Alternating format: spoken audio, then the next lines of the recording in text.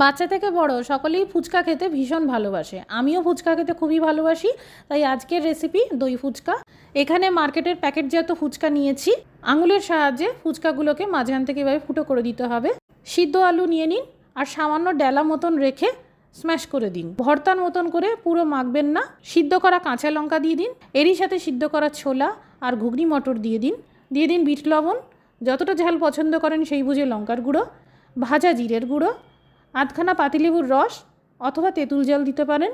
কুচানো ধনেপাতা ছড়িয়ে দিন আর ভালো করে মেখে নিন। এবার ফুচকার ভেতরেই আলুর পুরগুলোকে ভরে দিন। সামান্য বিট লবণ আর চিনি দিয়ে টক দই ফেটিয়ে নিন আর ফুচকাগুলোর উপর থেকে ছড়িয়ে দিন। এরই সাথে সাথে ধনেপাতা আর পুদিনা দিয়ে তৈরি সবুজ চাটনি ছড়িয়ে দিন আর তেঁতুলের টক মিষ্টি চাটনিও ছড়িয়ে দিন। এই দুই ধরনের চাটনির রেসিপি আমার চ্যানেলে আপনারা পেয়ে যাবেন। এবার উপর থেকে একটু ঝুরি ভাজা ছড়িয়ে দিন আর সামান্য কুচানো ধনেপাতা ছড়িয়ে দিন। তৈরি হয়ে গেল দই ফুচকা।